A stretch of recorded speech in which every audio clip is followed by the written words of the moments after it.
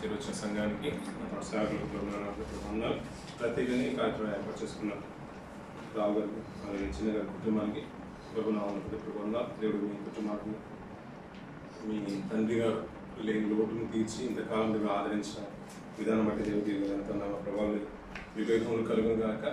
ఆయనను ఆయన కాలాన్ని ఈ లోకాన్ని విడిచిపెట్టి వెళ్ళిన కాలం చేసిన సంవత్సరాలు గడిచినా కానీ ఆయన మన స్వరం తెచ్చుకుంటూ ఆయన జ్ఞాపకం చేసుకుంటూ ఆయన చేసిన మంచి క్రియలు సంఘం ఎదుట మీరు తీసుకురావాలని ఆలోచన కలిగి ఉండడం చాలా గొప్ప విషయం.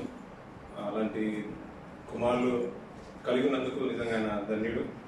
మరి కొన్ని విషయాలు మనం విన్నాం కదా, అంటే ఎప్పుడు చెప్తూ ఉంటారు, తరచుగా వాళ్ళ వేణుగారు చెప్తూ ఉంటారు వాళ్ళ నాన్నగారికి నాన్నగారికి అంటే ఎక్కువగా మాటలు వచ్చేవి కాదు అని. మనకున్న ఆలోచన ఏంటంటే దేవుని స్తుతించాలి, అంటే ప్రభు యేసుని నోటితో ఒప్పుకోవాలి అనే విషయాలు మనం వింటూ ఉంటాం. అలా ఆలోచిస్తూ ఉంటే మరి మాట రాని వారి సంగతి ఏంటి, వినిపించిన వారి సంగతి ఏంటి, సువార్త ఏం వినిపించదు కదా, వారిని ప్రకటించారు కదా, పని చేస్తేనే పనిలోకి అనే మాటలు మనం వింటూ ఉంటాం ఎక్కువగా. మరి ఇలాంటి వారి పరిస్థితి ఏంటి? కొన్ని సందర్భాన్ని బట్టి ఒక మంచి మాట మీకు జ్ఞాపకం చేయాలనుకుంటున్నాను. మన కీర్తనలో ఎప్పుడు చూస్తూ ఉంటాం, ఆకాశ నివాసులారా యెహోవాను సన్నతించుడి, ఉన్నత స్థలంలో నివాసులారా యెహోవాను సన్నతించుడి, పర్వతంలో ఇవన్నీ సూర్యచంద్ర నక్షత్రాల ఆయన స్తుతించిన మాటలు వింటూ ఉంటాం. అలాగే కీర్తనకు వచ్చేసరికి ఇంకా కొద్ది ముందు తీరాలకు వచ్చేసరికి మంచి మాట మాట్లాడతాడు. ఆ మాట చూసుకుని ముందుకు వెళ్దాం కదా.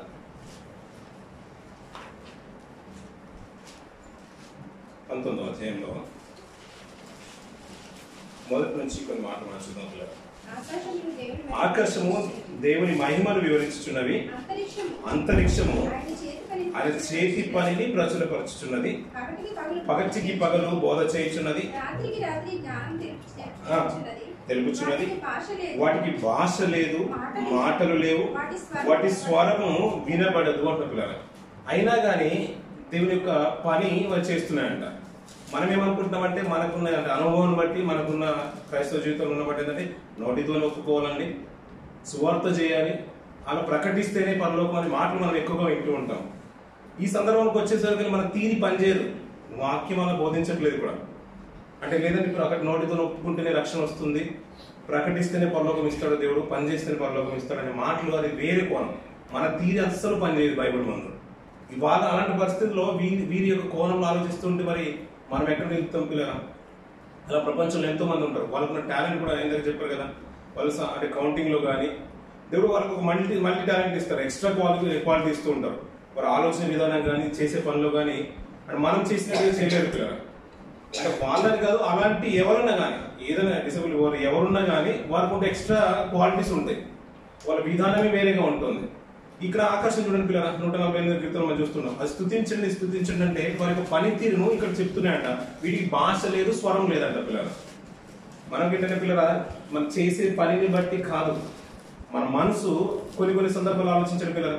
మనం తెలుగులో ఉన్నాం కాబట్టి, తెలుగు వారం కాబట్టి తెలుగులో స్తుతిస్తేనే దేవుడికి అర్థమవుతుందనే కాన్సెప్ట్లో మనం వింటూ ఉంటాయేమో. కాదు కదా, భాషలు వేరు, దేవుడికి ప్రతి భాష కూడా అర్థమవుతూ ఉంటుంది. ఆయన ప్రతి భాష కూడా అర్థమవుతుంది, ఎందుకంటే పుట్టించింది ఆయన కాబట్టి. మనకు హృదయం ఆయన ఎరుగుతాడు పిల్లలు, హృదయమే ఆయన ఎరుగుతాడు. దానికి మనం చేసే తీరును బట్టి కానీ, మన ప్రార్థనను బట్టి కానీ, మనం మొరపెడుతున్నాం, అది బిగ్గరగా మొరపెట్టాలి, హృదయాంతరంలో నుంచి మొరపెట్టాలి. మన అరుపులు కేకలు మనం పగిలిస్తే ఇది అంత కదిలిపోవాలనే కాన్సెప్ట్లో మనం వింటూ ఉంటాం. కానీ అలాంటి సందర్భంలో ఇలాంటి వరకు వచ్చేసరికి వెళ్ళి కావాల్సింది ఏంటంటే దేవునికి నీ హృదయమే దేవునికి కావాలి. నువ్వు ఏ రీతిగా నీ బ్రతుకుతీ నువ్వు మలుచుకుంటున్నావు దేవుడు అదే చూస్తాడు పిల్లరా. అందుకని నేను పిల్లరా, ఒకప్పుడు కొన్ని సంవత్సరాల క్రితం ఫోన్స్ ఉండేవి కాదు పిల్లరా.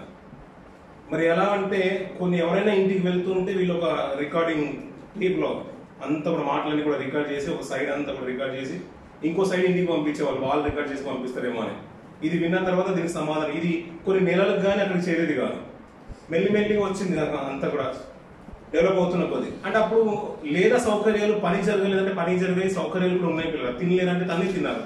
కానీ కాలక్రమేణా ఏదైనా పిల్లలు ఎక్కువగా ఇప్పుడు మనం ఇక్కడ నుంచి వెళ్తామో లేదో 2 సార్లు ఫోన్ చేసుకుంటాం, మనం చేరుకున్నారా లేదా, సరిగా తినలేదు నువ్వు, అయ్యో బూర తినకుండా వెళ్ళిపోయావు, అప్పుడు వేసుకోలేదు, నీకు అందిందో లేదో, లేకుంటే నేను బిర్యానీ ఆర్డర్, ఇలాంటివి మనం వింటుంటాం. అంటే ఇక్కడ నుంచి వెళ్ళిపోయేలోపు 2 సార్లు ఫోన్ చేసుకుంటాం పిల్లలు. ఇది అంటే టెక్నాలజీ పెరిగే కొద్ది, తరాలు మారుతున్న కొద్ది ఏమైపోయిందంటే ఎక్కువగా కనెక్షన్ దగ్గరకు వచ్చేది, పాపం కూడా అలాగే పెరిగిపోయింది పిల్లలు. కానీ తరాలు వెనుకకు వెళ్తుంటే పిల్లరా నిజంగా అతనికి చెడు వినడానికి కూడా ఆస్కారం లేదు. ఎలాంటి మాటలు మాట్లాడాలో అలాంటి మాట అంటే తనకు అంటే వారికి ఉన్న ముందు స్థితిని బట్టి ఇతనికి అర్థమైపోయేది. ఎందుకంటే ఎక్కువగా మాట్లాడేవాడు కాదు కదా, అంటే నోటికి ఏది వస్తుంది మాట్లాడేవాడు కాదు. అందుకనే నోటి ద్వారా కూడా పాపం చేసే ఆస్కారం లేదు అతనికి. ఏది పడితే అది వినే అంత అవకాశం లేదు. మరి ఎలా బ్రతుకుండొచ్చు? నిజంగా వాళ్ళు అలాంటి వారు గొప్పగానే బ్రతుకుంటారు పిల్లలు, గొప్పగానే బ్రతుకుంటుంటారు. ఎందుకంటే అవకాశాలు ఎక్కువైపోయే వరకు మనం ఏం చేస్తామంటే మొబైల్లో దేవుని కొరకు వినియోగించుకుంది చాలా తక్కువ. మన స్వార్థం కొరకు మన పనికి వాళ్ళ చూడడానికి ఎక్కువ టైం ఉంటుంది. ఆలోచించిన పిల్లలు మన డ్యూటీకి వెళ్ళిన పని సగం పని అంతా కూడా మొబైల్లో మన డ్యూటీలో ఉన్నది అంతా కూడా డ్రైవింగ్లోనే అయిపోతుంది. అంటే మనం ఎక్కువగా ఏమైపోతాం అంటే దానికి ఎక్కువగా అడెక్ట్ అయిపోతున్నాం. ఒకప్పుడు ఇది లేకుండా పని జరగాలంటే అన్ని జరిగాయి పిల్లలు, అప్పుడు జరిగాయి కూడా, అందరూ బ్రతకరు కూడా. సో ఇప్పుడు ఇంచుమించు 800 కోట్ల జనం అంట ప్రపంచంలో. మన తరం కంటే ముందు కూడా అంతే జనం ఉంది, 700 కోట్ల జనం ఉంది. వాళ్ళు బ్రతకలేదు, వాళ్ళు బ్రతికారు, సంతోషంగా వెళ్ళిపోయారు పిల్లలు. కానీ వారి జీవితంలో కూడా జాన్సన్ గారి జీవితంలో కూడా మనం ఆలోచిస్తూ ఉంటే పిల్లల అతనికి ఎక్కువగా అవకాశం లేకపోయినా కానీ తనకున్న పరిధిలో ఎంత గొప్పగానే బ్రతుకుండాలి పిల్లల. అలా మనం కొన్ని వాక్య గ్రంథం నుంచి కొన్ని మాటలు మనం ఆలోచిస్తూ ఉంటే పిల్లలు కొన్ని విలువైన మాటలు ఈరోజు మనం ధ్యానం చేయడానికి ప్రయత్నం చేద్దాం. యోబు గ్రంథం 5వ అధ్యాయం 26వ వచనం చూద్దాం పిల్లలు. యోబు గ్రంథం 5వ అధ్యాయం 26వ వచనం. వాటి కాలమున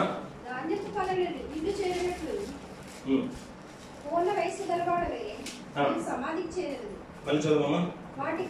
వాటి కాలమున ధాన్యపు పనలు ఇల్లు చేరునట్లు పూర్ణ వయస్సు గలవాడవై నీవు సమాధికి చేరేదవు అన్నావు. ఇలాంటి మాట, ఇలాంటి ప్రవచనము పెద్దలైనా మనకు సేవకులైనా ఒక ఇంటికి వచ్చే ఎవరైనా కానీ ఇలాంటి ఆశీర్వాదము, ఇలాంటి ప్రవక్త అంటే ప్రవచనము మనం ఇంకొకరికి ఇవ్వాల్సిందే పిల్లలు. ఇక్కడ మంచి మాట చూడండి పిల్లలు, ఎలా పోలుస్తున్నానంటే ఏమనగంట వాటి కాలమున ధాన్యపు పనులు ఇంటికి చేరినట్టు, ఇల్లు చేరినట్టు. ధాన్య పనులు అంటే మనకు అందరికి బాగా తెలుసు కదా. వాటి కాలం, ఇప్పుడు కోసే కాలం వచ్చేసింది.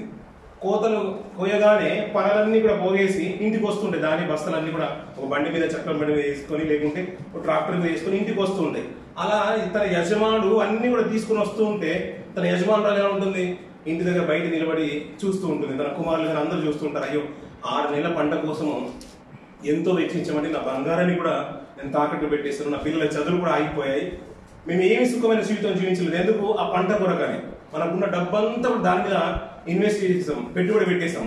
తిరిగి వాటి కాలం వచ్చేసింది, ఇప్పుడు కోత కాలం వచ్చేసింది. పంట బాగా ఏపుగా పెరిగేసింది. మా వాళ్ళు గోయించేశారు, మా యజమానులు గోయించేశారు, మా నాన్నగారు గోయించేశారు, లేదా నా భర్త గోయించేశాడు. అది వస్తుంటే ఎంత సంతోషంగా ఎదురు చూస్తుంటారు పిల్లలు.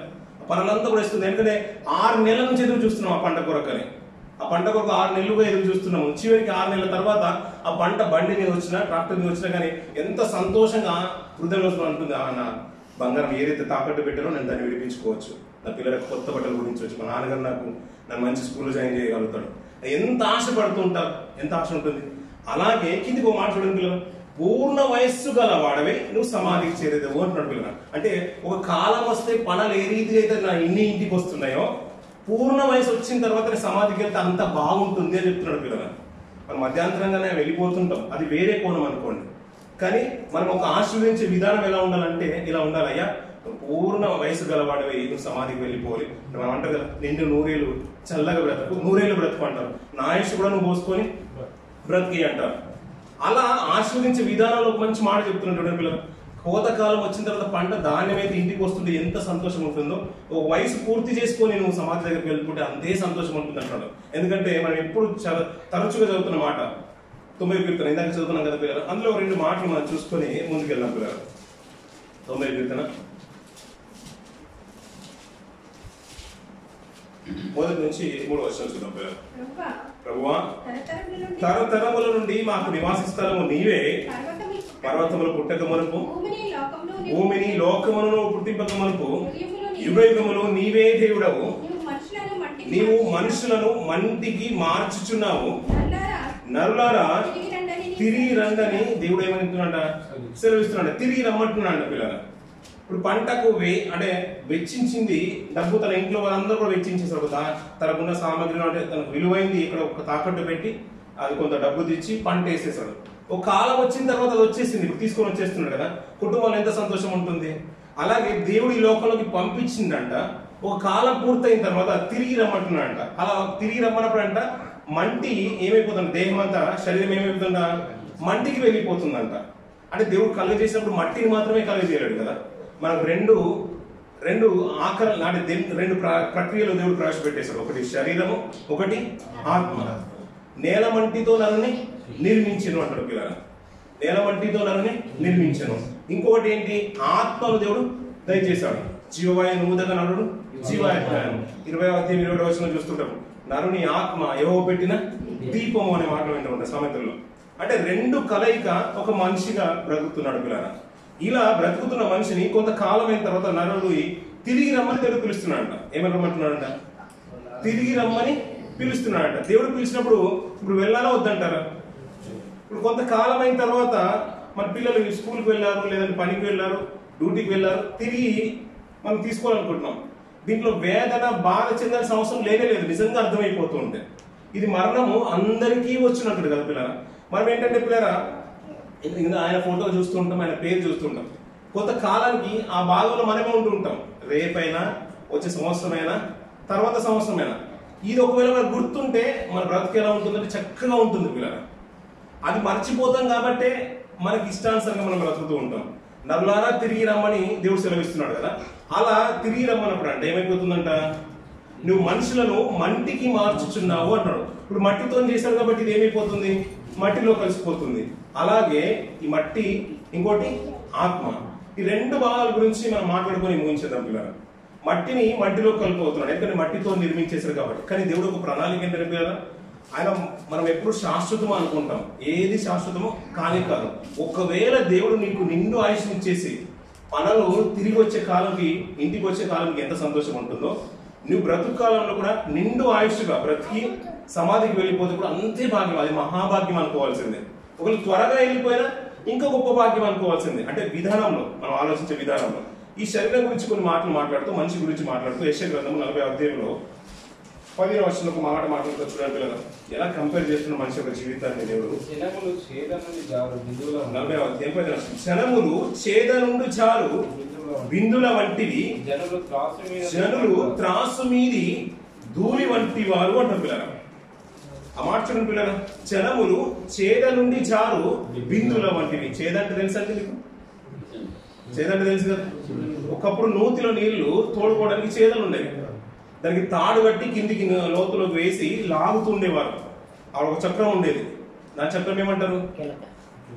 ఆ చక్రము ఊడిపోకుండా దాన్ని చక్కగా మధ్యలో పెట్టి అటుపక్క ఇటుపక్కడ ఆ హోల్లో నుంచి కర్ర లాగి మధ్యలో పెట్టి దాన్ని లాగుతూ ఉంటే, అలా లోతులో నుంచి నీళ్లు తోడుతూ ఉంటే ఆ చేదల నుంచి అప్పుడప్పుడు నీళ్లు పైకి వస్తున్నప్పుడు అంట ఆ చేదల నుంచి నీటి బిందులు కింద పడిపోతుంటాయంట పిల్లలు.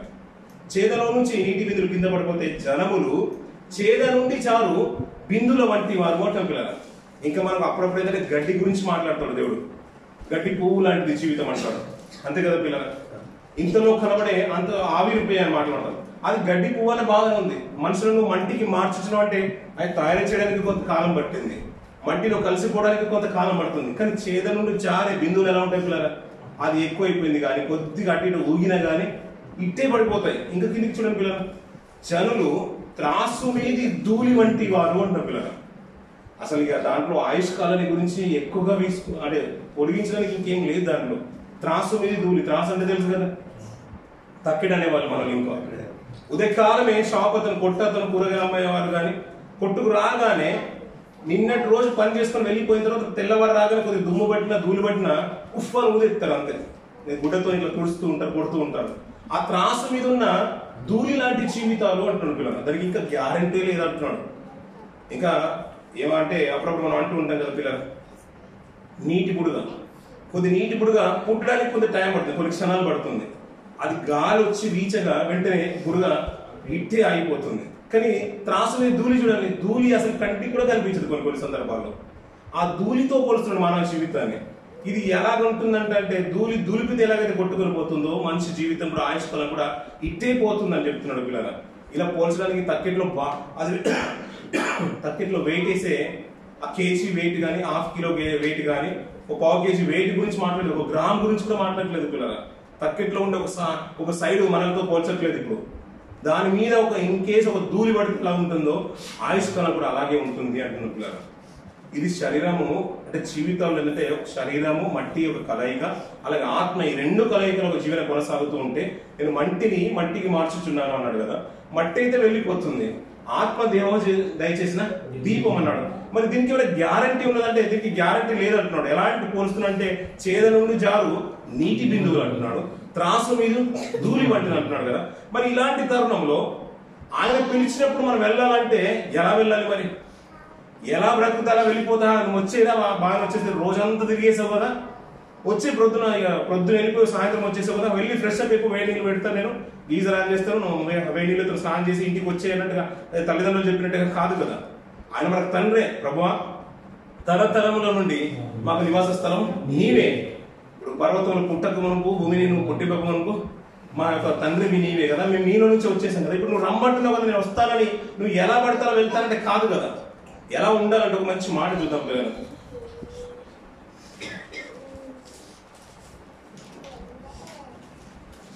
తెస్సలోనికీయులకు రాసిన పత్రిక, మొదటి తెస్సలోనికీయులకు రాసిన పత్రిక 4వ అధ్యాయం 5వ వచనం చూద్దాం పిల్లలు. మొదటి తెస్సలోనికీయులకు రాసిన పత్రిక 4వ అధ్యాయం 5వ వచనం. పరిశుద్ధత యందును ఘనత యందును తన ఘట్టమును ఎట్లు కాపాడుకున్నవనో అది ఎరిగిండుటయే దేవుని చిత్తము అంటున్నారు పిల్లలు. ఇది ఒక మనం బాగా తెలిసిన మాట ఏంటంటే, దేవుని చిత్తాన్ని జరిగించేవాడు ఎలా ఉంటాడంట? దేవుని చిత్తాన్ని జరిగించేవాడు నిరంతరము నిలిచిన మాట ఎప్పుడైనా విన్నారా? ఎప్పుడు దేవుని చిత్తాన్ని జరిగించేవాడు నిరంతరము నిలుచు సీయోను కొండ వలె ఉంటాడు, నిరంతరం నిలుస్తాడంట. ఇప్పుడు వాగ్దానాలు వస్తాయి కదా, అందులో ఎప్పుడు మాట మాట్లాడతాం మనం, మీకు ఏమొచ్చిందని, అయ్యో నేను నిరంతరం నిలుస్తానంట అనే మాట చదవడానికి మనం ఆతుర పడుతూ ఉంటాం. కానీ ఇందాక ఏమన్నామంటే, మనం సువార్త ప్రకటిస్తేనే మనకు గొప్పది, మన జీవితానికి యోగ్యం అనుకున్నాం. నేను పాట పాడితేనే, నాకు ఇచ్చిన స్వరాన్ని బట్టి పాట పాడితేనే ఇది గొప్పది, వారికి అలాంటి భాగ్యం లేదు కదా, నేనే గొప్పని మనం అనుకుంటున్నాం. కాదంట పిల్లల. దేవుని చిత్తం ఏంటంటే, అంటే ఒక కోణంలో ఆలోచిస్తుంటే దేవుని చిత్తం ఏంటంటే, పరిశుద్ధత యందును ఘనత యందును తన ఘటమును, తన శరీరాన్ని, తన ఘటం అంటే తెలుసు కదా, ఆ శరీరాన్ని కాపాడుకున్నట్టే, ఎట్లు కాపాడుకున్నవన్నో అది ఎరిగినట్టే దేవుని చిత్తం. అంతే. ఆయనకు స్వరము లేకపోయినా, మాట వినిపిడి లేకపోయినా, తన బ్రతుకుని ఎలా కొనసాగించుకున్నాడో, భక్తిని కాపాడుకున్నాడా లేదా అదే ముఖ్యం. అంటే ఇంకా పైనుంచి మాట్లాడుతుంటే, కామాతురతకు అవకాశం ఇవ్వకుండా పరిశుద్ధత యందును ఘనత యందును ఎలా దేవుని కొరకు బ్రతకాలో అది ఎరిగి ఉండటమే దేవుని చిత్తం అంటున్నాడు పిల్లల. బ్రతుకు కాలంలో మనం అది మాత్రం మనం గుర్తుంచుకోవాలి. మనం ఏమనుకున్నామంటే, పాట పాడేసి బయటికి వెళ్ళి ఎట్లా బ్రతికినా పర్లేదు అనుకున్నాం. వాక్యం ప్రకటించేసి మనం ఎక్కడ బ్రతికినా ఎక్కడ తిరిగినా ఏం ప్రాబ్లం లేదంటే, నేను సంఘంలో నాకు ఒక స్థానం ఉందని నేను అనుకుంటున్నాను. ఇప్పుడు మీరేమనుకుంటున్నారో తెలియదు. మనం ఏమనుకుంటున్నాం, బాగా ప్రార్థన చేస్తే సరిపోతుంది, ఎందుకంటే ప్రార్థన చేయాలి, కొంతమందికి మాటలు కూడా లేవు, నేను ఎక్కువగా ప్రార్థన చేస్తాను కాబట్టి నేను ఇక్కడ ప్రార్థన చేసి వెళ్ళిపోయి లోపల ఎలా బ్రతికినా పర్లేదు అనుకుంటాను. కాదంట పిల్లల. దేవుని చిత్తం ఏంటంటే, పరిశుద్ధత కలిగి ఉండడము, ఘనత యందు తన ఘటములను ఎట్లు కాపాడుకోవాలనో అది ఎరిగినట్టే దేవుని చిత్తము. ఒకవేళ నువ్వు కాపాడుకొని బ్రతికితేనంట, ఎందుకంటే ఆయన నరులారా తిరిగిరండి అని అంటున్నాడు, అది ఎప్పుడైనా వెళ్ళిపోతుంది, త్రాసుని ధూళిలాగా ఎగసిపోతుంది. చేద నుంచి నీటి జారిపోయే బిందువు లాంటిది, అది ఎప్పుడైనా పడిపోతుంది. కాబట్టి నీ ఆయుష్కాలానికి ఏ మాత్రం గ్యారంటీ లేదయ్యా. ఒకవేళ బ్రతికినట్లయితే, నువ్వు ఎక్కువ కాలం బ్రతుకుతున్నావు అంటే అది మహా సంతోషంగా పిల్లరా. కంపెనీ వారు సెలవు ఉంది కదా అని హజ్మాన్ వెళ్ళిపోయారు. అక్కడ నుంచి తిరిగి అందరూ క్యాంప్కి వస్తున్నారు, మురబకి క్యాంప్కి వస్తున్నారు. వస్తూ ఆన్ ద వేలో అది కొరఫకాన్ రోడ్, మన ఫుజిల రోడ్ ఎలాగైతే మౌంటైన్స్ ఉన్నాయో ఆ రూట్ కూడా అలాగే ఉంటుంది. పక్కనే పెద్ద లోయలు, కొద్ది ముందుకు వస్తుంటే అన్ని రౌండ్ బోర్లే ఉన్నాయి. ఒకవేళ లోయ నుంచి పడిపోతే అందరూ చనిపోవాల్సిందే. తీరా రౌండ్ బోర్డు దగ్గర వచ్చిన తర్వాత బ్రేక్ ఫెయిల్ అయిపోయినాయంట. అది అకస్మాత్తుగా పల్టీ అయిపోయింది పిల్లలు. చాలా మంది ఉన్నారు. అంటే మనకి ఇంకా లీగల్ గా, అంటే అఫీషియల్ గా అనౌన్స్మెంట్ ఏంటంటే 83 మందిని రెస్క్యూ చేశారంట, 9 మంది చనిపోయారంట. అది అంతమంది ఉండడం అనేది చాలా పెద్ద బస్సు. ఇంకా అంతమంది ఉన్నారంటే అది ఆశ్చర్యం. మనవాళ్ళు చెప్పింది అంటే 20 మంది చనిపోయారంట. అందరికీ కాలు చేతులు ఏదో ఒకటి తలపగలము, ఏదో ఒకటి చలపట్టుకు గాయాలైపోయాయి పిల్లలు. అంటే దీనికి ఏమైనా గ్యారెంటీ ఉన్నట్టు ఏమాత్రం గ్యారెంటీ లేదు. ఎలాంటిదంట, చేద నుంచి జారు బిందువు లాంటిది. అందులో అనుకున్నారా పిల్లలు? నేను మా కుటుంబాన్ని పోషించుకోవడానికి ఇక్కడికి వచ్చేసాను, మన బ్రతుకి మన గ్యారెంటీ లేదండి, వాళ్ళంటే సాహసం లేరు కాబట్టి ఇలా అయింది అనుకుంటాం పిల్లలు. కొన్ని విషయాలు మనకు కనబడుతూ ఉంటాయి పిల్లరా. మన బ్రతుకులో మన ఆయుష్కాలము చాలా తక్కువ, నిజంగా యోగ్యులం కామనుకోవాలి. ఒక సేవకులు పిల్లరా బాగా తెలిసిన వారు ఇక్కడ పరిచయం చేస్తున్నారు, స్థానికంగా కూడా ఇండియా ప్రాంతాల్లో కూడా పరిచయం చేస్తున్నారు స్వగృహంలో. తను ఇక్కడ కూడా సంఘంలో కానుకలు ఎత్తేవాడే కాదంట, తనకు వచ్చి దాన్ని వెచ్చించి పరిచయం చేస్తున్నారు. అక్కడ వెళ్ళిన తర్వాత మీటింగ్స్కి వెళ్తుంటే యాక్సిడెంట్ అయిపోయి తను ప్రాణాలు కోల్పోయాడు, తన భార్య కూడా ఎన్నో గాయాలైపోయింది. నాకు బాగా తెలిసిన దారిలో సల్మాన్ గారు అంటే పరిచయం ఉన్నాడు కదా, మరి అలాంటి ఆయనకు హాని ఎందుకు జరిగిందండి? వీలాంటి పరిచయం లేదు కాబట్టి, సాహసం లేదు కాబట్టి, బస్సు బోల్తా పడ్డది కాబట్టి అని అనుకోవచ్చు. అంటే లైఫ్ నువ్వు ఎలాగైనా బ్రతుకు, నువ్వు లోకంలో బ్రతుకు, దేవుళ్ళు బ్రతుకు, మరణం మాత్రం వస్తుంది. కానీ నీ మరణకాలం సమీపించకంటే ముందుగానే తమ ఘట్టములను మీ ఘట్టము నా ఘట్టము నీ శరీరము ఎలా పరిశుద్ధతను కలిగి ఉండాలో, ఎలా ఘనత యందు మనం కలిగి ఉండాలో దీన్ని ఎరిగి ఉండి సరైన రీతిలో నువ్వు కాపాడుకుంటే నువ్వు ఎలాగైనా నిద్రించు, ఎలాగైనా ఈ లోకాన్ని విడిచిపెట్టు. కానీ ఒకవేళ నువ్వు నీతిగా బ్రతికి పరిశుద్ధతను నువ్వు కాపాడుకొని నీ భక్తి గల జీవితాన్ని నువ్వు కాపాడుకుంటే ఆ నిత్యత్వంలో నువ్వు ఉంటావు అనే విషయాన్ని మనకు అర్థం చేయడానికి పిల్లరా మన కళ్ళ ముందు ఈ లోకంలో ఎన్నో యాక్సిడెంట్లు కనబడుతున్నాయి.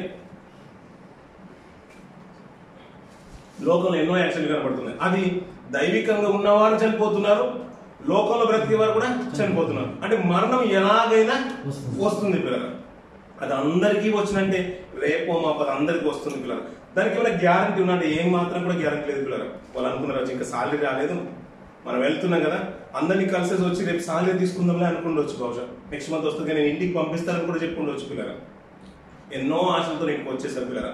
తన భార్యను పిల్లల్ని విడిచిపెట్టేసి ఒక ఇల్లు కట్టుకోవాలను, లేదు నేను పెళ్ళి అయిపోయింది కదా నేను వస్తున్నాను, వచ్చే సంవత్సరం దేవుడు ఏమైనా మహాభాగ్యం ద్వారా ఏమైనా గర్భఫలం ఇస్తే వారికి ఏమైనా కావాలను, ప్రెగ్నెంట్తో ఉన్నాయేమో, నేను వెళ్తున్నాను, ఎన్నో ఆశలతో వచ్చి ఉండొచ్చు కదా పిల్లలు. తిరిగి చూసుకునే నోచ్ కూడా లేదు పిల్లలు, అవకాశం కూడా లేదు పిల్లలు. అలాంటి వారు కాలం చేసి వెళ్ళిపోయిన తర్వాత మనకి ఏమర్థమైపోవాలి పిల్లలు? ఎలాగున్న బ్రతికిన వారు ఈ లోకం నుంచి వెళ్ళిపోతున్నారు కదా, మనం ఏం చేయాలంటే మన బ్రతుకాలంలో తమ ఘటనలను కాపాడుకోవాలి అంటున్నారు పిల్లలు. అందుకని దేవుడు ఏం చేశాడంటే మనకు శరీరం ఇచ్చేశాడు, మంటితో చేసిన శరీరాన్ని ఇచ్చాడు, అలాగే ఆత్మను కూడా మన జీవితంలో ఒక దీపంలా పెట్టేశాడు అంట పిల్లలు. అందుకని ఈ ఆత్మను ఇచ్చేసాడు కాబట్టి ఇప్పుడు మనం ఏం చేయమన్నాడు? ఒక మంచి మాట చూద్దాం పిల్లలు. తిమోతి రాసిన పత్రిక 1 తిమోతి రాసిన పత్రిక 2 తిమోతి రాసిన పత్రిక 1వ అధ్యాయం 7వ వచనం నుంచి కొన్ని మాటలు చూద్దాం పిల్లలు. దేవుడు మనకు శక్తియు ప్రేమయు ఇంద్రియ నిగ్రహము గల ఆత్మనే ఇచ్చెను. కానీ ఇక్కడ మాట్లాడుతున్నది పిల్లల మన సామెతలు మనం చూస్తున్న మాట 20వ అధ్యాయం 27వ వచనంలో నరుని ఆత్మ యెహోవా పెట్టిన దీపం. అంటే ఆత్మకున్న ఉద్దేశము, ఆత్మకున్న క్వాలిటీస్ ఏంటంటే ఆత్మ ఏం చేయగలుగుతుందంటే ఆత్మనంట శక్తియు ప్రేమయు అంతేకాదంట ఇంద్రియ నిగ్రహం గల ఆత్మనే ఇచ్చేస్తాడంట పిల్లల. ఆత్మ ఎలా ఉంటుందంటే దానికి శక్తి ఉంటుందంట. ఆత్మ ఉంటేనే శరీరం నడుస్తుంది, మన బాగా తెలిసిన మాట కదా. ఆత్మ ఉంటేనే శరీరం పనిచేస్తుంటుంది. ఆత్మయే జీవింపచేయుచున్నది, శరీరం కేవలము నిష్ప్రయోజనం. అంతవరకే మనం చదువుకున్నాం. కిందికి ఒక అద్భుతమైన మాట ఉంటుంది, ఈరోజు కొనసాగిద్దాం పిల్లలు. శరీరము ఎలాంటిదయ్యా అంటే అది మట్టికి మార్చుతున్నాం, నల్లారా తిరిగి రమ్మంటని దేవుడు సెలవిస్తున్నాడు. అయ్యా నన్ను కూడా పిలిచేసావు కదా, అందరూ వచ్చేసినాము, మా తల్లిదండ్రులు కదా ఇంట్లోకి పిలిస్తే ఎప్పుడు పడితే మనం అప్పుడు వచ్చేసినట్టుగా కాదంట పిల్లలు. నీ పరిశుద్ధత కాపాడుకోవాలి, నీ ఘనత కాపాడుకోవాలి, తమ ఘటాలను తన శరీరాన్ని కాపాడుకోవాలి. శరీరాన్ని ఎందుకు అంటున్నాడు అనే విషయం మనకు అర్థమైపోవాలి. శరీరం గురించి ఎందుకు మాట్లాడుతున్నాడు అంటే తమ ఘటములను కాపాడుకోవాలన్నాడు. మీ ఆత్మలను కాపాడుకునే కొన్ని సందర్భాలు మనం వింటూ ఉంటాం. కానీ తమ ఘట్టములను కాపాడుకోండి అని అంటే శరీరము చాలా ప్రాముఖ్యమైంది. మనం ఏమనుకుంటామంటే ప్రతిసారి శరీరము పనికిరాంది అని అనుకుంటాం. శరీరమే పనికిరాంది అయితే ఈ లోకంలో పరిచర్యలు చేయలేవు, లోకంలో దేవుని కొరకు బ్రతకలేవు, నీ కుటుంబాన్ని నువ్వు కొనసాగించుకోలేను. జాన్సన్ గారు ఇక్కడ నుంచి వెళ్ళిపోయారు. ఆయన వెళ్ళిపోయిన తర్వాత శరీరాన్ని ఏమైనా మన ఇంట్లో పెట్టుకున్నామా? కాదు కదా. అప్పుడు శరీరంతో పనిచేయదు కాబట్టి ఆత్మ అవసరమైంది. ఇప్పుడు శరీరం లేకపోయినా ఆత్మ లేకపోయినా రెండింటి వల్ల ఏం ఉపయోగం లేదు ఇప్పుడు. అందుకని ఏమనంటే ఒక దేవుడు 2 శరీరాలు ఇచ్చేస్తాడు మనకు. ఒకటి మామూలుగా శరీరము తల్లి గర్భం నుంచి వస్తున్నాం.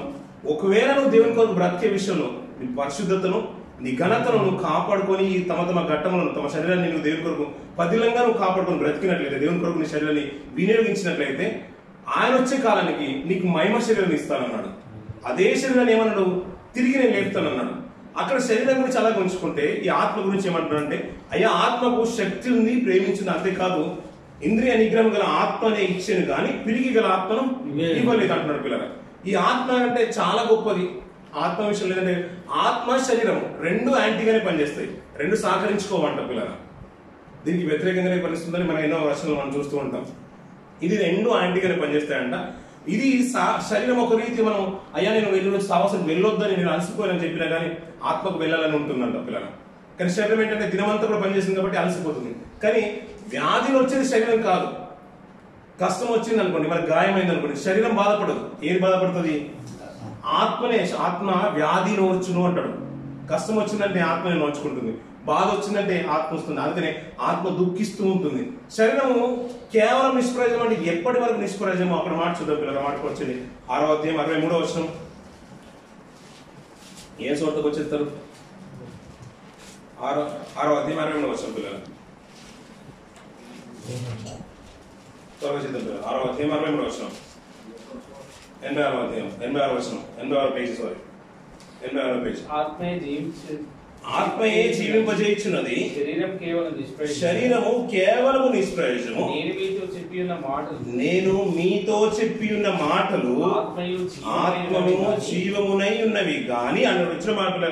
మనం ఏమంటున్నాం? శరీరము కేవలము నిష్ప్రయోజనము. ఇప్పుడు ఆత్మ మనల్ని జీవింపజేయుచుంది. ఇంకా కంటిన్యూగా చెప్తే ఏమంటే, నేను మీతో చెప్పి ఉన్న మాటలు ఆత్మయు జీవమునై ఉన్నాడు. అంటే ఆయన మాటలు ఏమంటున్నాడు? ఆత్మ అంటున్నాడు పిల్లలు. ఆయన మాటలే ఆత్మయు జీవమునై ఉన్నాయి అంటున్నాడు. ఒక మాట చూద్దాం, ఇది ఇలాగే ఉంచుకునే పిల్లలు. మళ్ళీ ఇక్కడికి వచ్చేద్దాం పిల్లలు. రోమీయులకు రాసిన పత్రిక 8వ అధ్యాయం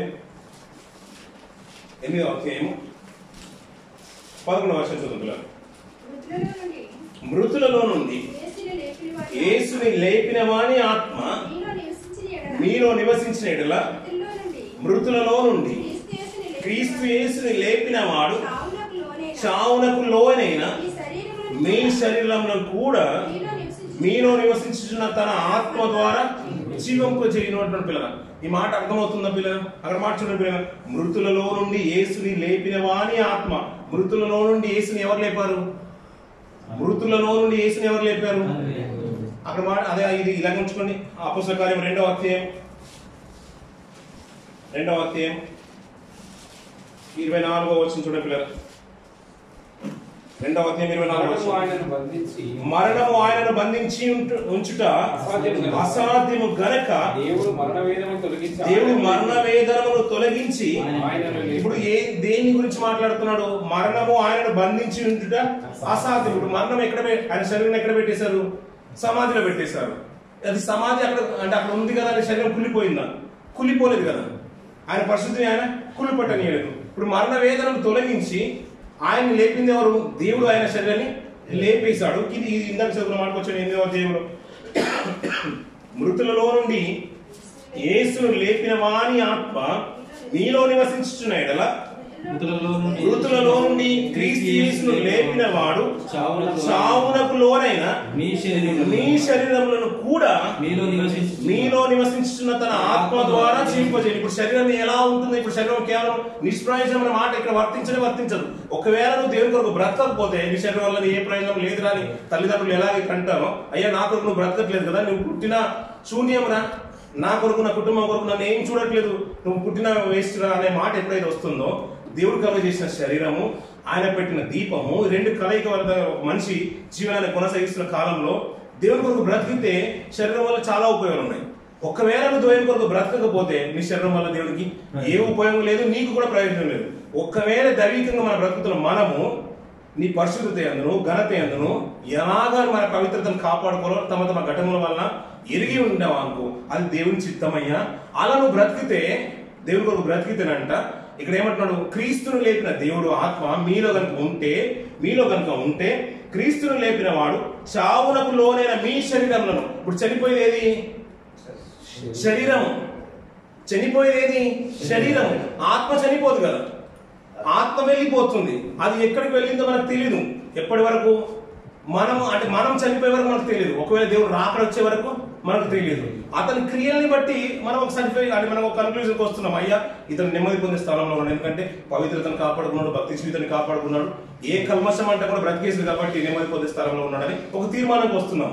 ఇప్పుడు మనం కూడా కాలం చేస్తాం కదా, అయ్యా ఒకవేళ నువ్వు దేవుని కొరకు బ్రతికి వెళ్ళిపోయినట్లయితే ఇప్పుడు చావునకు లోనైనా మీ శరీరంలో కూడా మీలో నివసించిన తన ఆత్మ ద్వారా దేవుడు జీవింపజేస్తానంటున్నాడు. పిల్లలు తిరిగి శరీరాన్ని దేవుడు లేపుతానంటున్నాడు, శరీరాన్ని లేపుతానంటున్నాడు. ఆత్మలు ఎలాగో అక్కడికి వెళ్ళిపోతున్నాయి. ఇప్పుడు శరీరం ఏమైపోతుంది, మహిమ శరీరాన్ని దాల్చుకోవాలంటే తమ తమ ఘట్టాలని ఈ లోకంలో ఉన్నంత కాలం నీ శరీరాన్ని నువ్వు బాగుగా కాపాడుకో.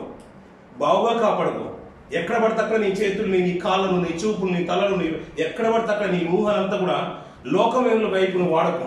దేవుని కొరకు నమ్మకంగా బ్రతుకు, దేవుని కొరకు వాడు, పనిలో సాధనాలుగా వాడు, ప్రయోజనకరమైన పాత్రగా నీ శరీరాన్ని దేవుని పరిచయంలో వాడు.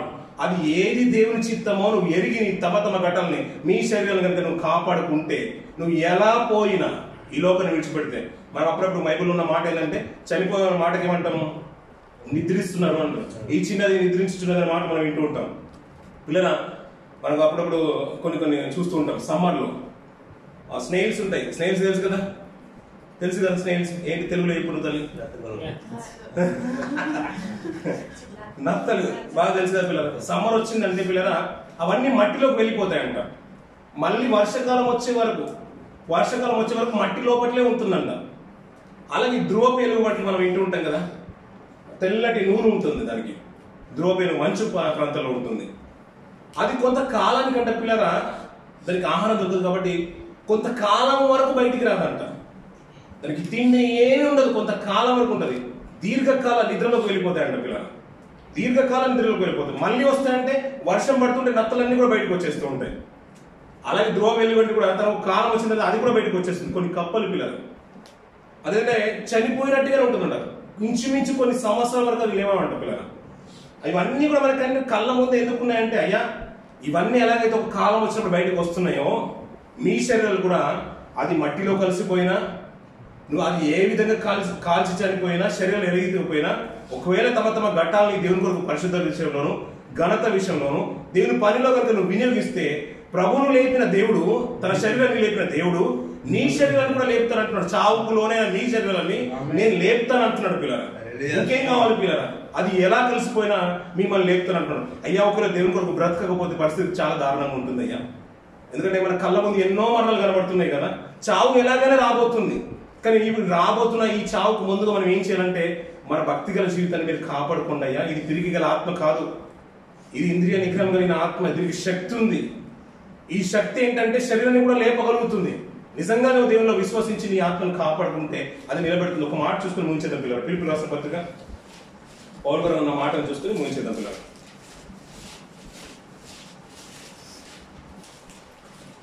1వ అధ్యాయం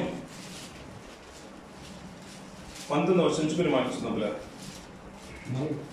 మరియు నేను ఏ విషయంలోనూ సిగ్గుపడక ఎప్పటి వలనే ఇప్పుడును పూర్ణ ధైర్యంతో బోధించడం వలన నా బ్రతుకు మూలముగానైనా సరే, చావు మూలముగానైనా సరే క్రీస్తు నా శరీరమందు ఘనపరచబడాలి. దేంట్లో ఘనపరచబడాలి? నా శరీరమందు. ఇప్పుడు శరీరం నిష్ప్రయోజనం అనండి. ఇప్పుడు మీరు అయ్యా పౌలు గారి శరీరం ఎందుకు పనికిరాదని మనం అనగలుగుతామా? శరీరం మూలంగా దేవుని ఏం చేయాలంట? ఘనపరచాలి. ఇందాక మనం చదువుకున్న మాట గుర్తుందా? తెస్సలోనికీయులకు రాసిన పత్రికలో 4వ అధ్యాయం చదువుకున్న మాట. ఇది ఇలా ఉంచుకుని ఒక మాట చదువుకొని వచ్చేది ఆ మాట చదివిన పిల్లలు 4వ అధ్యాయం 5వ వచనం.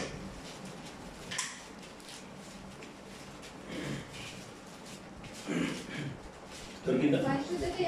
పరిశుద్ధత యందును ఘనత యందును తమ ఘటములను ఎట్లు కాపాడుకోవాలో ఎరిగియుండుటే దేవుని చిత్తము అన్నాడు. ఇందాక చెప్పిన మాట చూడండి పిల్లలు. బ్రతుకు మూలంగానైనా సరే, చావు మూలంగా అయినా సరే క్రీస్తు నా శరీరమందు ఘనపరచబడాలి అంటారు పిల్లలు. అది బ్రతుకు కాలంలో పిల్లలు, మనం ఆయుష్ కాలంలో రేపు వెళ్ళిపోతామా, ఎలా వెళ్ళిపోతామా అనే మాటలు మనం ఎక్కువగా వింటూ ఉంటాం పిల్లలు. గడ్డి పువ్వు లాంటిది, నీటి బుడగ లాంటిది, ఆవిరి వంటిది, గడ్డి పూస లాంటిది, ఇప్పుడు మన్నైనది, వెనకటి వల్ల మనలాంటిది, ధూళి లాంటిది మన జీవితాలు. ఎప్పుడు మనం వింటున్న మాట కదా పిల్లలు. త్రాసు మీద ధూళి అని ఎందుకు పిలిచిందంటే, అయ్యా అది ఊదితే వెళ్ళిపోయేది, అది గాలి వచ్చిన కొట్టుకొని పోయేది. చేదని నీటి నుంచి జారిపోయే నీటి బిందువు లాంటిది. అది ఎలాగైనా ఇలా ఊగుతున్నప్పుడైనా పడిపోతుంది. మనం దాన్ని క్యారీ చేస్తున్నప్పుడైనా, లీఫ్ చేస్తున్నప్పుడైనా పడిపోతుంది. అది లాగుతున్నప్పుడైనా పడిపోతుంది. దాన్ని ఎన్నో బిందువులు పడిపోతుంటాయి పిల్లలు. తిరిగి ఎక్కడ చేరుతుంటాయి అవి నీళ్లు? అదే నీటిలోకి వెళ్ళిపోతుంటాయి కదా పిల్లలు. చావు కూడా అలాంటిదే పిల్లలు, మరణం కూడా అలాంటిదే. మన బ్రతుకోవడం ఏంటంటే అది ఎప్పుడైనా వస్తుంది. మనం ఎక్కడికి వెళ్ళిపోవాలి? ఆటోమేటిక్ గా మనం మట్టిలోకి వెళ్ళిపోవాల్సిందే. కానీ తిరిగి లేవాలంటే పిల్లరా, మన ఘనత విషయం కానీ ఘట్టం విషయం అంటే మన శరీరాన్ని పరిశుద్ధత విషయం ఒకవేళ నువ్వు కాపాడుకుంటే దేవుడు మీ శరీరాన్ని మహిమశరీరంగా మార్చి లేపగలుగుతాడు పిల్లరా.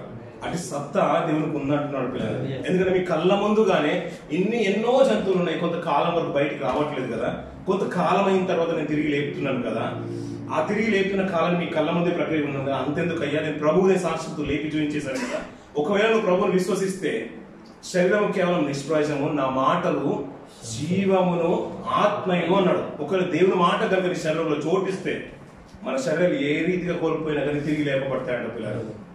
ఈ మాట చూడండి పిల్లలు, చావు మూలంగా సరే నా క్రీస్తు నా శరీరమందు ఘనపరచులని నేను మిగుల ఆపేక్షించుచు నిరీక్షించిన ప్రకారముగా నీ ప్రార్థన వలనను యేసు యొక్క ఆత్మ నాకు సమృద్ధిగా కలుగుట వలనను ఆ ప్రకటన నాకు రక్షణార్థంగా పరిగణించిన నేనెరుగుదును. నా మట్టుకైతే బ్రతుకుట క్రీస్తే, చావైతే లాభము. అయినను శరీరంతో నేను జీవించుటయే నాకున్న పనికి ఫలసాధమనేలా నేనేమి కోరుకుందును నాకు తోచట్లేదు అంట పిల్లల. అది మార్చుకునే పిల్లల, అయినను శరీరంతో నేను జీవించుటయే నాకున్న పనికి ఫలసాధనం అంటున్నాడు. ఫలం అంటున్నాడు కదా. మీకు ఒక మంచి ఫలం ఇస్తాడు దేవుడు, ప్రతిఫలం ఇస్తాడు మాట మనం వింటుంటాం కదా. దేవుడు ఒకవేళ నేను పరిచయంలో ఉన్నాను కదా, పౌలు గారు అన్న మాట ఏంటంటే నేను పరిచయంలో ఉన్నాను కదా, ఇంకా నేను లోకాన్ని విడిచిపెట్టి వెళ్ళిపోవట్లేదు కదా. బహుశా దేవుడు అనుకుంటున్నాడేమో, నీ ప్రతిఫలం ఈ శరీరంలో ఉండడమే కావచ్చు, ఇంకా కొంతకాలం దేవుడు ఆయుష్ని ఇస్తున్నాడు, ఇదే నీ ప్రతిఫలం ఏమో అనుకుంటే ఆ మాట చూడండి పిల్లలు, నాకున్న పనికి ఫలసాధమైన ఎలా నేను ఏమి కోరుకుందో నాకు తోచట్లేదు. ఒకవేళ బహుశా దేవుడు ఇంకా 15 సంవత్సరాలు ఇస్తాడేమో, మరి ఇస్తే నువ్వు ఉంటావా పౌలు అనే ఒక మాట దేవుడు నన్ను అడిగితే నేను ఏం కోరుకోవాలి నాకు అర్థం అవ్వట్లేదు అంటున్నాడు. ఎందుకంటే నేను వెడలిపోయి క్రీస్తుతో కూడా ఉండాలని నాకు ఆశ ఉంది అయ్యా. కానీ దేవుడు ఏమంటున్నా అంటే, అయ్యా నువ్వు ఒకవేళ ఈ లోకంలోనే ఉండాలి, దేవుడు పని జరిగించేది ఉంది. నువ్వు పూర్ణ ఆయుష్కాలంగా పనులు ఇంటికి వచ్చినట్టు కాలానికి వచ్చినట్టుగా నువ్వు పూర్ణ వయసు గలవాడవి సమాధికి రావాలని దేవుడు ఒకవేళ కోరుకున్నాడు అనుకోండి. అయ్యా మరి నేనేం చేయాలి ప్రభు, నేను తొందరగా రావాలనుకున్నాను, నీతో పాటు ఉండాలని ఆశ ఉంది, త్వరగా ఈ లోకం నుంచి విడిచిపెట్టి నేను 30 సంవత్సరాలకి ఈ లోకాన్ని విడిచిపెట్టి వెళ్ళాలని ఆశ ఉంది, నీతో ఉండాలని ఉంది, నిన్ను చూడాలని ఉంది, నీతో కలిసి బ్రతకాలని ఉందని ఒకవేళ కోరిక ఉంది, మన పాట ఉంది, దేవుడు వెంటనే కరుణించేసాడు అనుకోండి.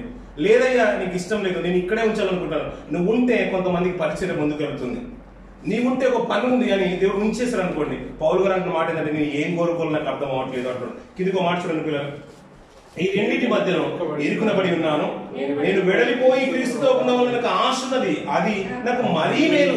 ఒకరి లోకం నుంచి వెళ్ళిపోవడమే నాకు మరీ మేలు అంటున్నాడు. అంటే మేలు ఏంటయ్యా అంటే ఫలం ఏంటంటే నేను ఈ లోకంలో ఉండాలి, అనేకులకు సువార్తను అందించాలి, అది మేలే. ఒకవేళ నన్ను పిలుచుకున్నాడు అనుకోండి ఈ లోకం నుంచి, అది మరీ మేలు అంటున్నాడు. మనం ఏంటంటే లోకం నుంచి వెళ్ళిపోయే వారిని మనం తక్కువగా చూస్తూ ఉంటాం. అయ్యో తొందరగా వెళ్ళిపోడండి, అయ్యో పిల్లలు పెళ్ళైనా చేసి వెళ్ళిపోలేదు, అయ్యో ఇల్లన్నా కట్టుకోలేదు, ఇలా మాట్లాడుతున్నాం. కాదంట మనం మరీ మేలైనది ఏంటంటే ఉందంటే ఈ లోకాన్ని త్వరగా విడిచిపెట్టి వెళ్ళిపోవడమే మరీ మేలైందంట. అందుకని మనకు ఒక పాట చూడండి పిల్లలు, మనం ఎప్పుడు వింటున్న 14వ మనం చూస్తూ ఉంటాం ప్రకటనలో, ప్రభునందు ఇప్పటి నుంచి మృతులు ధన్యులు, ఎందుకంటే వీరు పేర్లు అంటే ఇక్కడ నుంచి ఎందుకు మొదలు పెడుతున్నారు, ప్రభులో ఉన్నారు కాబట్టి వారు ధన్యులు, వారు ప్రయాసములు మాని ఇక్కడికి వస్తున్నాడు. ఇప్పుడు అక్కడికి వెళ్ళిన తర్వాత ఏంటి, విశ్రాంతిలోకి వెళ్ళిపోతున్నారు, విశ్రాంతి తీసుకుంటున్నారు. ఇప్పుడే డ్యూటీకి వెళ్ళి వచ్చాను, ఒక గంట పడుకుందామని విశ్రాంతి తీసుకుంటారు. అప్పుడే రిక్షా వచ్చి నన్ను డిస్టర్బ్ చేసేసింది, నన్ను బాధ పెట్టేసింది, నన్ను ఎదురంతా పాడైపోతున్నాను. ఇది విశ్రాంతి కాదు కదా నిజంగా చెప్పాలంటే. విశ్రాంతి ఎప్పుడు ఉంటుంది, పరిపూర్ణంగా మన వెకేషన్ కి వెళ్తాం పిల్లల. ఇక్కడ నుంచి పని చేసి 2 సంవత్సరాల తర్వాత వెకేషన్కి వెళ్తాం, సంవత్సరం వెళ్ళిపోతాం. అక్కడ బోల్డ్ అని పని ఉంటాయి, మనం వెకేషన్ ఉన్నట్టు కాదు. అక్కడ ఏ పని పెట్టుకోకుండా మనం ఇప్పుడు లోకల్స్ వెళ్తారు కదా పిల్లలు, సింగపూర్కో, థాయిలాండ్, ఆస్ట్రేలియా, ఇంగ్లాండ్, ఇక్కడ మలేషియా ఎక్కడో వెళ్తుంటారు, జార్జియా ఎక్కడ వెళ్తారు, అక్కడ ఏమైనా పని చేయడానికి వెళ్తారు. తీరా అక్కడికి వెళ్ళి చూసి ఎంజాయ్ చేసి మంచిగా రెస్ట్ తీసుకుని కుటుంబంతో కూడా ఆనందించి వస్తారు. అది వెకేషన్ అనుకోవచ్చు ఒకవేళ అనుకుంటే. కానీ మనకు కూడా విశ్రాంతి ఎప్పుడంట, పరిపూర్ణంగా విశ్రాంతి ఎప్పుడు, ఈ లోకంలో నువ్వు ఎలాగైనా బ్రతుకు, ఏదో ఒక పని ఉంటుంది. ఇక్కడ పని ఉన్నాడు కూడా పని ఉంటుంది, పని లేని వాడికి కూడా పని ఉంటుంది. అలా మీరు పని మీద ఉన్నారు కదా, ఒకవేళ నువ్వు ఈ లోకాన్ని విడిచిపెట్టి వస్తే నీకు విశ్రాంతి నేను ఇస్తాను అంటున్నాడు. అది పరిపూర్ణమైన విశ్రాంతి. అది శరీరంతో ప్రయాసం. ఎందుకంటే కీర్తన భాగం 90 మళ్ళీ మనం చదువుతుంటే అది ఆయనకు ఆగ్రహ బలంతో వరద చేతనైనట్టు ఆయన తరుముతూ ఉంటే మన ప్రాణాలన్నీ కూడా కొట్టుకొని పోతున్నాయంట. వరద చేతనైనట్టు నువ్వు తరుమగా వెళ్ళిపోతున్నావు. నీ ఆగ్రహ బలం ఎంతో ఎవరికి తెలియదు. నువ్వు ఎప్పుడు పిలుచుకుంటే అప్పుడు నేను రావాల్సిందే. నువ్వు నా వైపు చూసావు, నేను కరిగిపోవాల్సిందే, నా జీవితాన్ని విడిచిపెట్టి వెళ్ళిపోవాల్సిందే. ఆయన ఎటు చూసి నేను రా అని పిలిచేసాడు, నువ్వు వెళ్ళిపోవాల్సిందే. అది క్షణమాత్రంలో వెళ్ళిపోయేది. ధూళి వంటిది. చేద బిందు నుంచి జారు నీటి బిందువులు లాంటిది అంటున్నాడు. చేద నీటి నుండి జారు బిందువులు లాంటిది అంటున్నాడు. అయ్యా నేను ఎప్పుడైనా వెళ్ళిపోవాల్సింది కాబట్టి ఈ లోకంలో వెళ్ళకంటే ముందు నేను ఏం చేయాలంటే మీ ఘటాలని మీరు కాపాడుకోండి, మీ శరీరాన్ని మీరు కాపాడుకోండి, మీ శరీరాన్ని దేవుని మహిమ కొరకు వాడుకోండి. అలా వాడుకుంటే తిరిగి ఆయన వచ్చినప్పుడు మీ శరీరాన్ని నేను లేపుతానన్నాడు. ఆ మాట ప్రభు యొక్క మాటను విలువించి ఆ మాటను కనుక నువ్వు స్వీకరిస్తే, నా మాట శరీరం కేవలం నిష్ప్రయోజనం, ఆ మాటకు అక్కడే ఆగిపోవద్దు. నా మాటలు జీవమును ఆత్మయే ఉన్నది. ఆ మాటలు కనుక నీ హృదయంలో ఉన్నట్లయితే నేను తిరిగి నీ శరీరంతో పాటు నేను లేపుతానన్నాడు. పౌలు గారు ఉన్న మాట ఏంటంటే, అయ్యా నేను ఒకవేళ ఆయుష్ ఎక్కువైపోయింది అనుకో, నేను ఇక్కడ నుంచి వెళ్ళిపోవాలని బాగా ఆశ ఉంది, ప్రభుత్వం ఉంది, ఉండాలని ఆశ ఉంది, వెడలిపోయి ఉండాలని. కానీ ప్రభు ఏంటంటే కొంతకాలం ఇస్తున్నాడు, ఈ లోకంలో బ్రతుకమంటున్నాడు. అయినా పర్లేదండి, కానీ అక్కడ ఉంటే ఇంకా బాగుంటుందేమో అని ఆశపడుతున్నాడు. ఎందుకంటే ఇదంతా చేయాల్సిన అవసరం ఏం లేదు. కుటుంబ పోషణ, పిల్లల పెళ్లిళ్ళు, ఈ భోజనాలు ఇవన్నీ చేయాల్సిన అవసరం లేదు. పిల్లలు అక్కడ వెళ్ళిపోతే విశ్రాంతులు ఉంటారు. కానీ ఒక్కటి మాత్రం చేయాల్సింది, పిల్లలు నువ్వు ఎలాగైనా ఉండు, ఎప్పుడైనా వెళ్ళి ఒక్కరి పరిశుద్ధత కాపాడుకో, మీ గర్భాన్ని పవిత్రంగా కాపాడుకోండి. మన శరీరాన్ని బట్టి దేవునికి మహిమ చేకూర్చే రీతిగా ఈ లోకాన్ని కొనసాగుతుంది. ఇంకో మాట కిందికి కంటిన్యూ చేయండి పిల్లలు.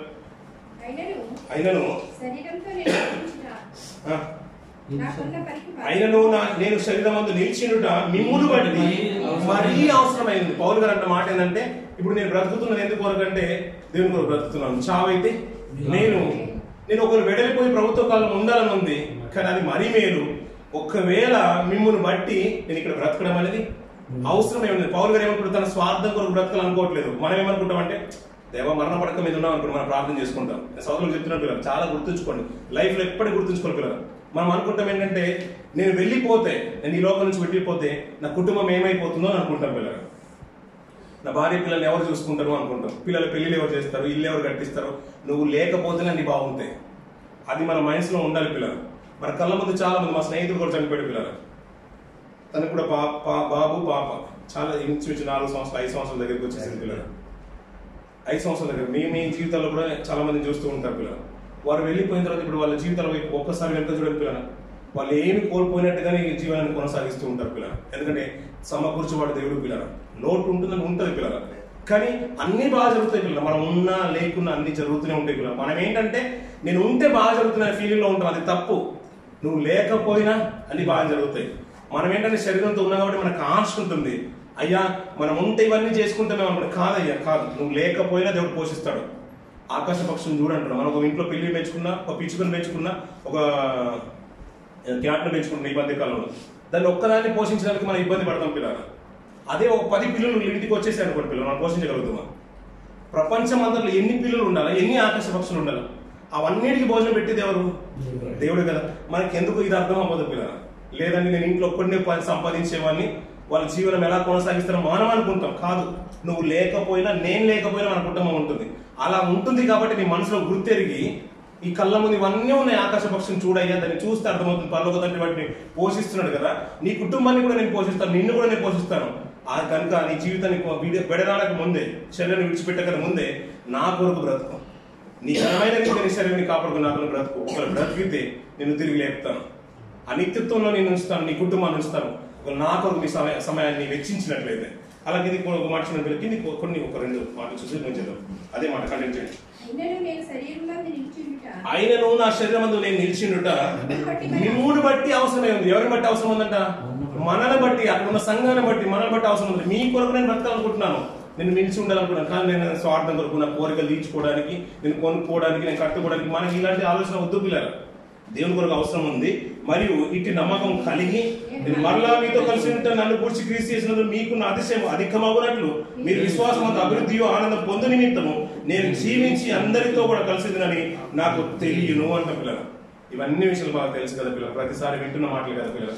వీటిని బట్టి మనం నిజంగా ఒక పాఠాన్ని మనం నేర్చుకోవాలి పిల్లలు. ఆత్మ విషయంలో అయ్యా నేను శరీరం ఎలా ఉన్నా పర్లేదు, ఎలాగైనా పర్లేదు, శరీరంతో ఏ పని చేసినా పర్లేదు, మనం ఏ రీతిగా ఉన్నా పర్లేదు, ప్రార్థన సమయం వచ్చిందంటే మన పవిత్రతను కాపాడుకుందాం, ఆత్మతో ప్రార్థన చేద్దాం, ఆత్మతో సత్యంతో ఆరాధిద్దాం కాదు. నీ శరీరము నీ ఆత్మ రెండో మమేకమై దేవుని పనిలో కనుక నువ్వు వినియోగిస్తే నమ్మకమైన దేవుడు నిన్ను విడిచిపెట్టేవాడు కానే కాదు పిల్లగా. నువ్వు ఎక్కడున్నా కానీ, నువ్వు ఏ సమయంలో 20 సంవత్సరాలకు పోయినా, 40 సంవత్సరాలకు పోయినా, నేను ఇంకా 2 సంవత్సరాలు రేపు పోయినా ప్రాణం మీద ఎక్కువగా ప్రీతి పెంచుకోదు పిల్లలు. నేను అనుకున్న సహోదరులకు నా ఆరోగ్యం అయిపోయింది, నేను ఏమైపోతాను అంటే అది ఏమీ చింతన లేదు పిల్లలు. దేవుడు ఇచ్చిన ఆయుష్కాలం బట్టి ఈ లోకంలో ఉంటాం. వెళ్ళిపోయినా మరీ సంతోషం, కానీ వెళ్ళే లోపు నీ ప్రాణాన్ని నువ్వు కాపాడుకో, నీ ఆత్మను కాపాడుకో, నీ శరీరాన్ని నువ్వు కాపాడుకో. నీ శరీరం పనికిరాందన్నట్టుగా నువ్వు ఇది వేస్ట్ అనకు. దాని వల్లనే మహిమ శరీరంగా దేవుడు లేపుతాడు. అది ఎలా ఉన్న పర్లేదు, ఆజ్ఞ రాగానే సముద్రమైనా, అగ్ని అయినా, ఆకాశమైనా తన మృతులైన వాడిని తిరిగి దేవునికి లెక్కప్ప చెప్తుందంటే పిల్లలు. అవన్నీ కూడా మహిమ శరీరంగా మార్చబడతాయి. నీ శరీరం మహిమ శరీరంగా మార్చబడాలన్నా, ప్రభు శరీరం లాగా మార్చబడాలన్నా నీ శరీరాన్ని పవిత్రంగా కాపాడుకో.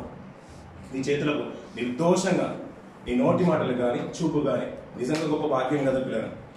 అలాంటి స్వరం, ఆ పనికి రాలిన మాటలు ఏమి వినలేని చెవులు కలిగిన వాడు నిజంగా ధన్యమే కదా. మాటలు ఎక్కువ మాట్లాడలేని వాడు, మాటే లేని ఆయన నిజంగా గొప్పోడే కదా. అలాంటి వారు పుడితే మనం ఏమిటంటే అలాంటి వారిని పెళ్లి చేసుకోవడానికి కూడా ఈరోజు సమాజం ముందుకు రాదు. అలాంటి వారితో సావాసం చేయడానికి కూడా ఇష్టపడరు.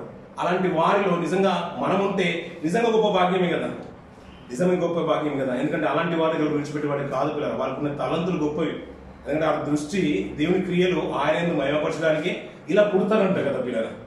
ఆయన దృష్టి ప్రత్యేకంగా వారి మీద ఉండుంటే నిజంగా అలాంటి కుటుంబంలో మీరు ఉండడం చాలా గొప్ప విషయం. తండ్రి కలిగిన మంచి మనసును, యథార్థమైన జీవితాన్ని మీ కుటుంబాలు అందరూ కూడా కలిగి ఉండాలి, ప్రభువులో నిలిచి ఉండాలి నిలకడగా. మనకున్న నిరీక్ష ఏంటంటే మన పితరులు మనం కూడా కలుసుకుంటాం.